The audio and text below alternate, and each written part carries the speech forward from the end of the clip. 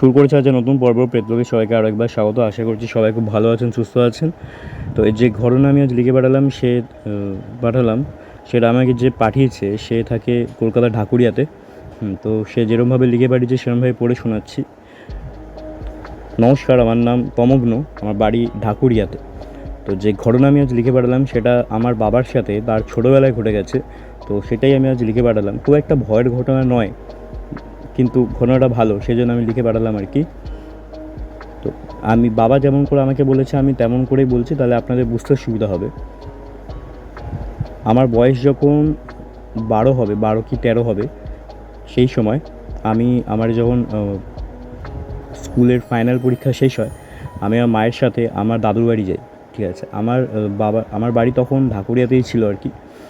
এবার আমার যে মায়ের বাপের বাড়ি আর কি, দাদুর বাড়ি আমার, সেটা ছিল বীরভূমের যে স্টেশন সেখান থেকে প্রায় 10 কিলোমিটার ভেতর দিকে, 10-15 কিলোমিটার ভেতর দিকে। এটা গ্রামই বলা চলে। আর তখনকার দিনে তো গ্রামই, আজ থেকে প্রায় অনেক বছর আগেকারই ঘটনা, প্রায় 25-30 বছর আগের ঘটনা বা তারও বেশি।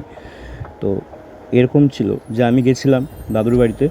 এবার দাদুর বাড়িতে আমি যখন আমার মায়ের সাথে পৌঁছই তখন প্রায় দুপুর হয়ে গেছে। ঠিক আছে, এবার আমাদের যে বাড়িটা ছিল দাদুর বাড়ি, সেই দাদুর বাড়ি থেকে 10-15 মিনিট ডিস্টেন্সে একটা আইসক্রিমের কারখানা ছিল। এবার ওই কারখানাতে যে প্রধান ছিলেন আর কি, মানে মালিক নয়, বাট মালিকের পরে যে ছিলেন আর কি, ম্যানেজার বলা যেতে পারে, তিনি ছিলেন আমার দাদুর বন্ধু। এবার উনি এমনই একজন ভালো মানুষ, গ্রামের যত বাচ্চা আছে প্রত্যেককেই কিন্তু মাঝে মাঝে আইসক্রিম খাওয়াতো বিনা পয়সায়। ঠিক আছে, মানে যেহেতু ফ্যাক্টরি আর কি, সেজন্য বিনা পয়সায় খাওয়াতো। এবার আমি যেহেতু দাদুর বন্ধু, তো আমার জন্য একটু বেশিই ছিল আর কি। তো আমি যখন যেতাম আমাকে ডেকে ডেকে আইসক্রিম দিত, এবং একটা না, একসাথে 3-4টে দিত। এবার এই জন্যেই আমার কিন্তু দাদুর বাড়িতে যেতে একটু বেশি ভালো লাগতো আর কি। আমি ওখানে গেলেই সঙ্গে সঙ্গে সেই কারখানায় চলে যেতাম এবং দাদু খোঁজ করতাম, দাদু এসে আমাকে আইসক্রিম দিত। সেইবার আমি যখন গেলাম, হ্যাঁ, আমি বাড়িতে ঢোকা মাত্রই ব্যাগ ফ্যাগ রেখে ফ্রেশ হই আমি বেরিয়ে গেলাম সেই কারখানার উদ্দেশ্যে। ওই আইসক্রিম দাদু বলতাম আমি তাকে। তো আইসক্রিম দাদুর কাছে যাচ্ছিলাম আর কি আইসক্রিম খাওয়ার জন্য। আমি রাস্তা দিয়ে হেঁটে যাচ্ছি, সেই সময় একজন দিদা, যে কিনা আমার মাকে চেনে, হ্যাঁ, তো সে আমাকে বললো, কী রে তুই কখন এসেছিস রে ঘোতন? আমার ছোটোবেলায় আমাকে সবাই ঘোতন বলে ডাকতো। তখন আমি তাকে দেখে চিনতে পারলাম এবং বললাম যে এই তো কিছুক্ষণ আগেই এসেছি। তখন বলছে, তুই এসে কোথায় যাচ্ছিস আবার এইদিকে? আইলাম আইসক্রিম দাদুর কাছে আইসক্রিম খেতে। তখন সে আমাকে বললো যে আইসক্রিম দাদুর কাছে তিনি তো আর নেই, তিনি তো মারা গেছে। আজ থেকে প্রায় বেশ কয়েক মাস হয়ে গেল তিনি আর নেই। আমার শুনে খুব খারাপ লাগলো যে তিনি সত্যিই মারা গেছে। তখন সেই দিদারা বলছে, হ্যাঁ সত্যিই মারা গেছে, তোকে আমি মিথ্যে কথা বলবো কেন? তো আমি তারপর আর সেদিকে না গিয়ে আমি বাড়ি ফিরে এলাম এবং আমি আমার দিদাকে জিজ্ঞেস করলাম যে এটা সত্যি কি না। তখন দিদাও বললো যে হ্যাঁ সে মারা গেছে। হ্যাঁ, তো তখন আমার খুব মন খারাপ হচ্ছিলো এবং আমার কোনো কিছুতেই মন বসছিল না। আমি চুপচাপ বসেছিলাম। দুপুরে খাওয়া দাওয়া সেটা আমি করছিলাম না। তো তখন আমাকে আমার মামা বলে, আমার দাদুর বাড়িতে তো সেই সময় আমার দাদু, দিদা আর মামা, এই তিনজনই থাকতো। মামা তখন গ্র্যাজুয়েশন পড়ছে।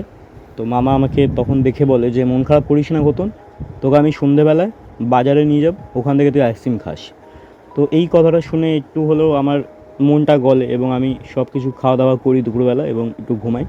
বিকেলবেলা যখন আমি মামার সাথে বাজারে গেলাম আর কি, বিকেলবেলা আমি সন্ধেবেলার দিকে, দাদুর বাড়ি থেকে আমার যে ওই বাজার আর কি, সেটা প্রায় কম করে হলেও 2-3 কিলোমিটার দূরে। ঠিক আছে, মামার সাইকেলে করে আমি যাচ্ছি।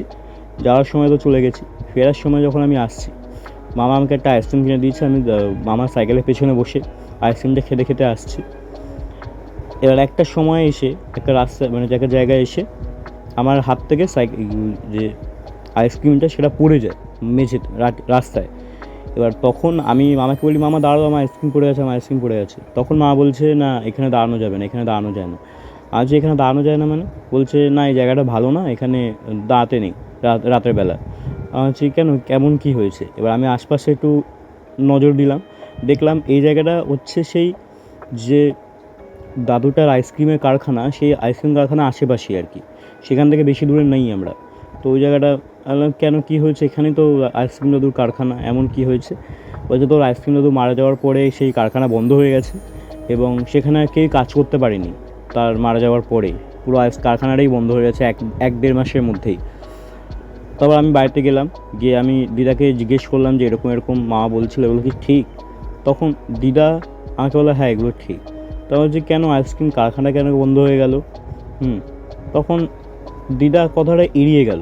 ঠিক আছে, তো যাই হোক, আমি অত সেই সময় বাচ্চা ছিলাম, তো অত আর ঘাটিনি জিনিসটাকে নিয়ে। রাতের বেলা আমি শুয়ে আছি, একটা ঘরে আমি, মা আর দিদা, আর একটা ঘরে মামা আর দাদু।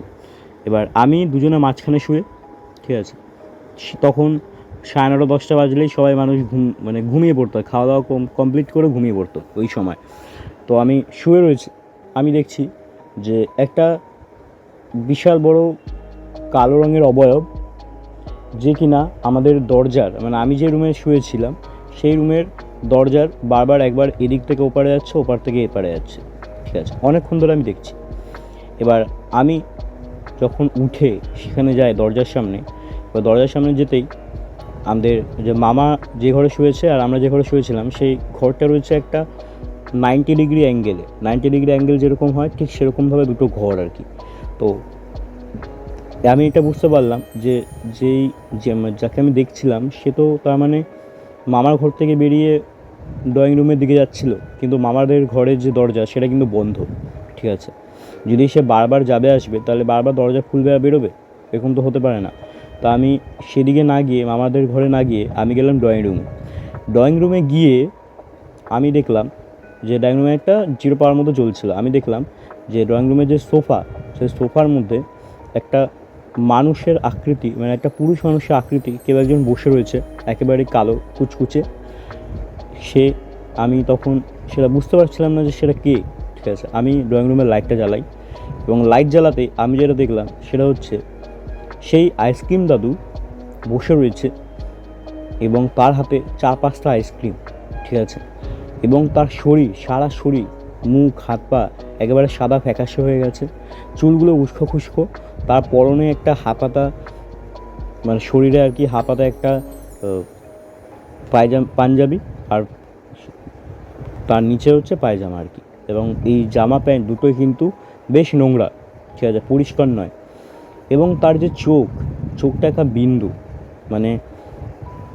মেয়েদের যে কালো টিপ যেরকম হয়, ছোট্ট কালো টিপ, ঠিক সেরকম একটা চোখের বিন্দু, আর কোনো মণি বলতে কিছু নেই, একটা সাদা মতো যে অংশটা তার মধ্যে একটা ছোট্ট মতো বিন্দু।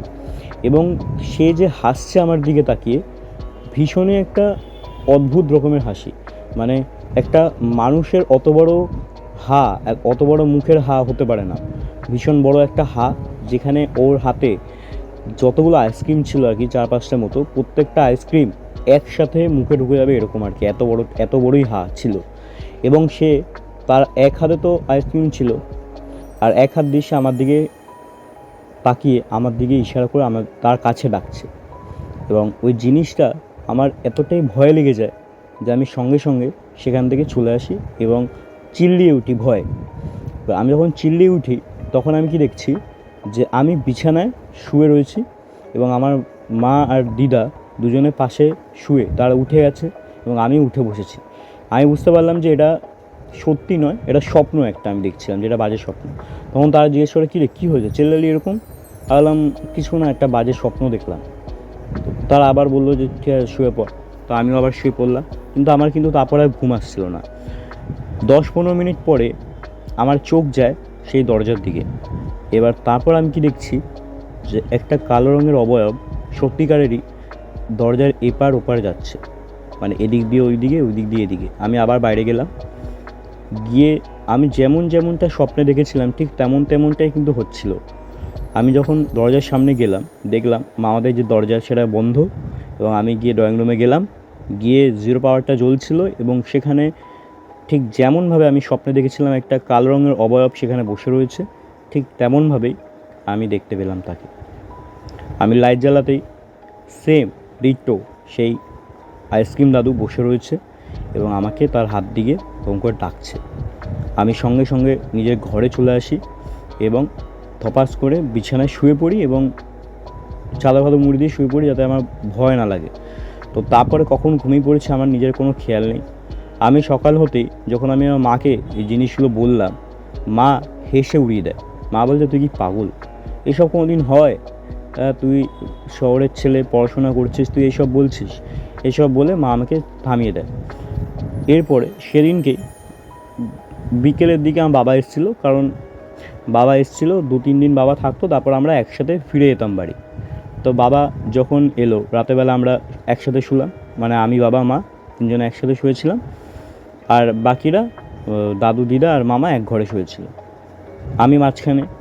সেদিনকে আমি কি দেখছি, যে আমাদের ঘরের যে দরজা কেঁচ করে শব্দ করে খুললো এবং সেখান দিয়ে দরজা দিয়ে একটা পুরুষ মানুষ ঢুকে আসছে।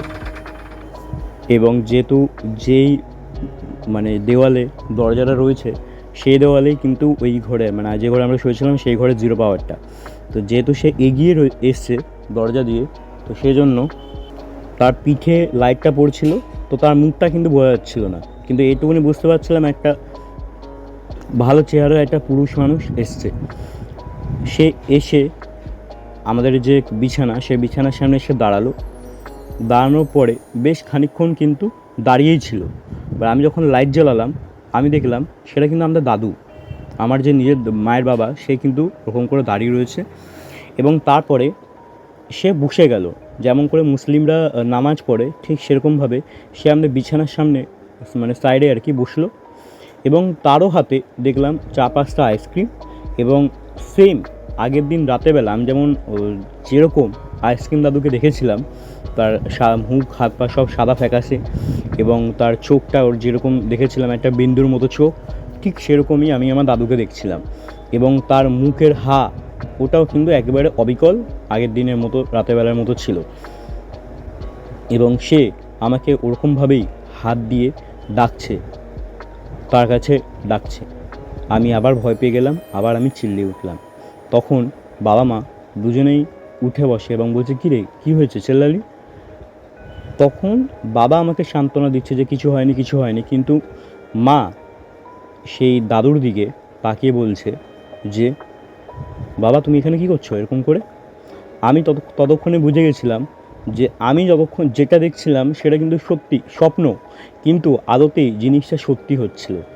দাদু কিন্তু সেখানে বসেছিল যেমনটা আমি স্বপ্নে দেখেছিলাম ঠিক তেমনভাবেই। এবার বাবা আর মা দুজনে মিলে সমানে ডাকছে দাদুকে, তার ঘাড়ে হাত পা টানাটানি করছে, কিন্তু দাদু কিন্তু একবারের জন্য সেখানে নড়ছে না। সে মুখটা করে, মানে হাসির মতো করে মুখটাকে রেখে আমার দিকে তাকিয়ে ক্রমাগত আমাকে ডেকে যাচ্ছে। আমার মা দিদাকে ডাকে, মামাকে ডাকে। দিদা এসেই বলে যে ও এসে গেছে তাহলে। এবার আমরা সবাই অবাক, এসে গেছে মানে কে এসে গেছে? তখন সে বলছে যে আইসক্রিম দাদু বলে যে ছিল আর কি, তিনি মারা যাওয়ার পরে মাঝে মাঝেই তাদের বাড়িতে আসে, দাদুর উপর ভর করে এবং কিছুক্ষণ পরে কিন্তু চলে যায়, কোনো ক্ষতি করে না।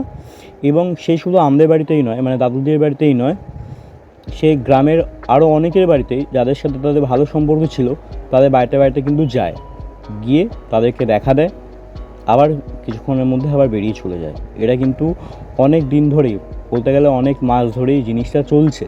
তখন আমার বাবা বলে যে এর তো একটা প্রতিকারের দরকার, এরকম একটা অশরীরী আত্মাকে নিয়ে কদিন এরকম করে আপনারা থাকবেন? তো তারপর জিজ্ঞেস করা হয় যে দাদুটা, তার বাড়িতে কেউ নেই?